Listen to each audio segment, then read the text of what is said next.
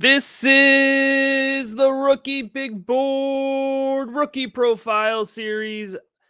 I'm your host, Matt Hicks, the FF Educator, joined by John Lobb, the Gridiron Scholar. And this is the Israel Abanikanda Rookie Profile. John, this is the patron choice for this week. There's a lot of folks, not only in the Rookie Big Board Discord, but across the fantasy football community that are high on this late round draft target. So let's get into the running back from Pitt. You know, I love our Patreons. They do awesome. I've been looking forward to Israel Abanikanda all off season, Matt. We finally have the opportunity. He is a polarizing prospect in the Devi Dynasty NFL draft community. I know I'm an outlier. I am incredibly bullish on this young man. And if you follow me on Twitter, yesterday I posted I finally got my comp. And I'm not a big comp guy, but he reminds me of Tiki Barber. And my friends, go look back at how good Tiki Barber was with the Giants. I'm telling you right now, he would be the number one back in fantasy football if he played today. And I looked it up, Matt. He ended his career with 5 consecutive 1,000-yard seasons, and he was a late breakout. He sat on the bench essentially for 3 years before he had his first 1,000-yard season with the Giants. So this young man, Izzy, is 20 years old. He's the youngest running back in the draft. I think as you watch him, you have to do projections. What could he be at the age of 22? And that's how I'm grading him. I've loved the film this year. Love the production, Matt. I remember Pittsburgh, the 2 all-time greats are Tony Dorsett, the Heisman winner, and LaShawn McCoy, who was an absolute stud at the turn of the century. Izzy is not in their class of prospects. I'm not trying to say that. But there are aspects of his game that I love, Matt. In high school, a 3-star prospect. He was the number 1 overall player in New York State. He was rated the nation's number 15 running back. New York's Gatorade Player of the Year. And what you and I have mentioned, and you can see on the film, he was a 2-time 100-meter gold medalist and a 100-meter bronze medalist in high school. And you can see that speed once he gets by the first wave, or if the hole opens up, Izzy's gone. In 2022, I mentioned it. I love the film. First team All-ACC. 1,431 yards rushing, 20 touchdowns. He was first team All-American by ESPN. He was a Maxwell Award and Walter Camp Award semifinalist. Against Virginia Tech, and this is just the peak, he had a career best 320 rushing yards and was named Doak Walker National Running Back of the Week.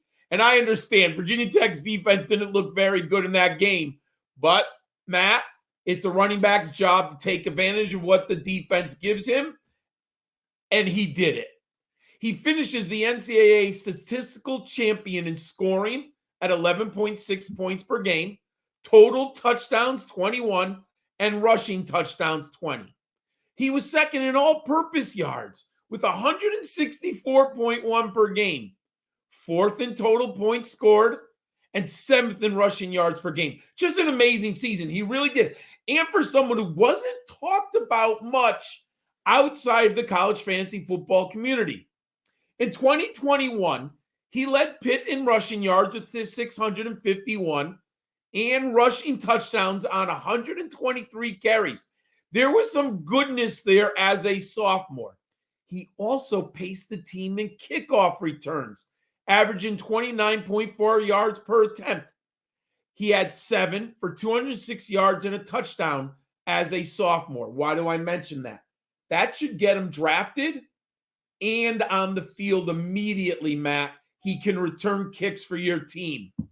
He was named ACC Specialist of the Week, logging a 98-yard kickoff return touchdown against Virginia, and it was their first team kickoff since 2018. Matt, I love the film, love the production model. What does your analysis say of Izzy?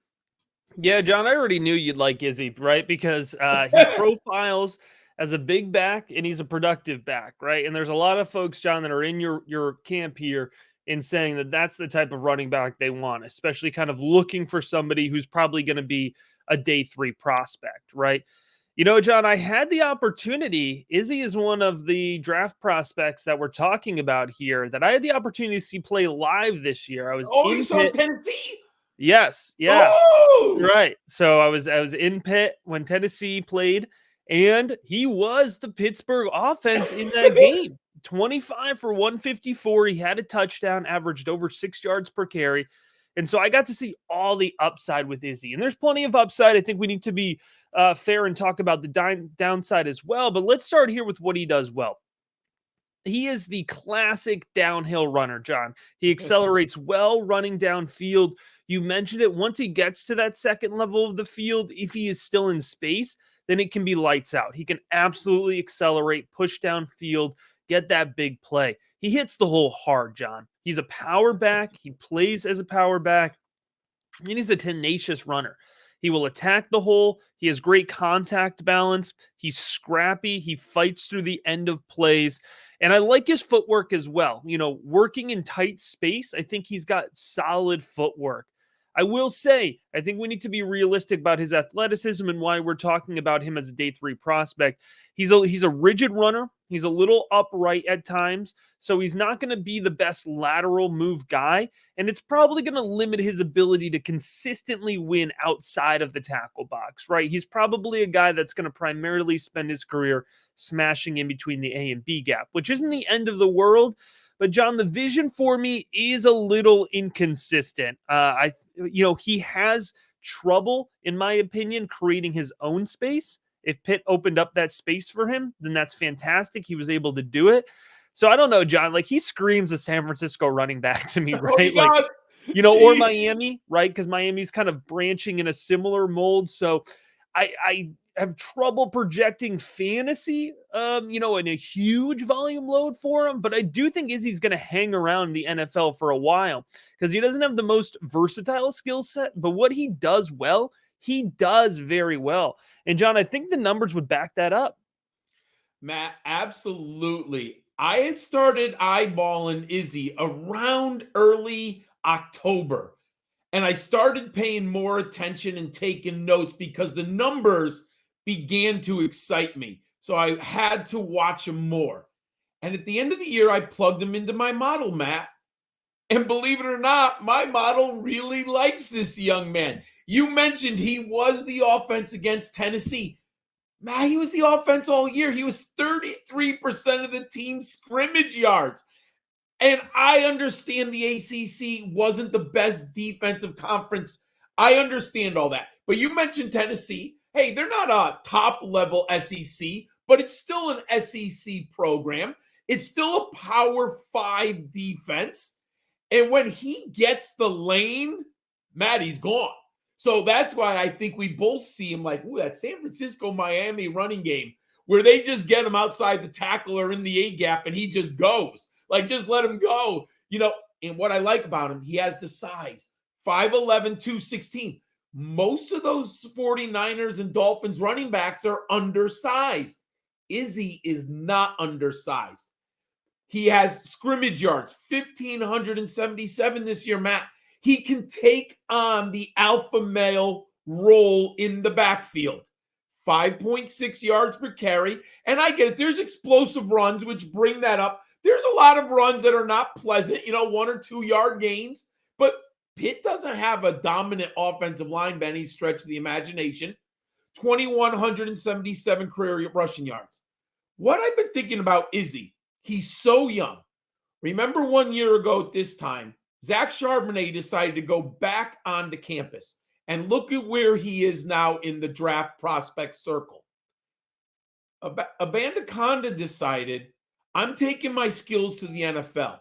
He's an early declare, and as I mentioned, he's only 20 years of age. He believes in himself. He must have got decent reports from the draft committee, the people who told him, right, Matt? And he's banking on himself. If he stayed another year at Pitt, And what if he put together another 1,400-yard season like Zach Charbonnet did? Matt, we might be talking about him in a total different class of prospect. I think you have to project him because he's so young. He's also the value right now. I have him highly ranked. Don't draft him in the first round. You don't have to, Matt. He's going to be a value. And why don't you right now tell our viewers where is the value of this Pittsburgh running back? Look at that transition. Look at that. All right. I have him projected as a day 3 late. I do think he's going to go more around 6 to 7 right now. I think that's a little controversial. I think most folks would probably have him more in round 4 or 5, but generally day 3 I think is a fair consensus right now for his draft capital. I do have his ADP projection, John, right now in a super flex rookie draft is 301 to 304, so early 3rd round. That is above where you would put most guys drafted in that late day 3 range, right? So I'm trying to balance the idea that I recognize consensus is a little bit higher for all the reasons we've talked about. But for me, again, it's projecting consistent volume for Abanikanda. That's what I'm struggling to do. And it'll be an easy change of tune, right? If he lands in a good situation or we can project out. So that's why I have his fantasy football value comp right now is Chuba Hubbard, right? Chuba Hubbard was somebody that I was, again, was a very exciting, explosive player. I was lower on him, but you saw if the cards align, or if the chips align, whatever. I'm combining like 4 expressions there. If the stars align here, and he gets into a good volume spot, for a period of time, he could be super fantasy relevant. And those are the guys you want on your bench, right? And so that's why I even projected out in my bench depth tier, a good guy to have on your roster. But John, as you alluded to, don't use your first couple round picks on him. Use that 3rd round pick where it really starts to get into my guy territory, right?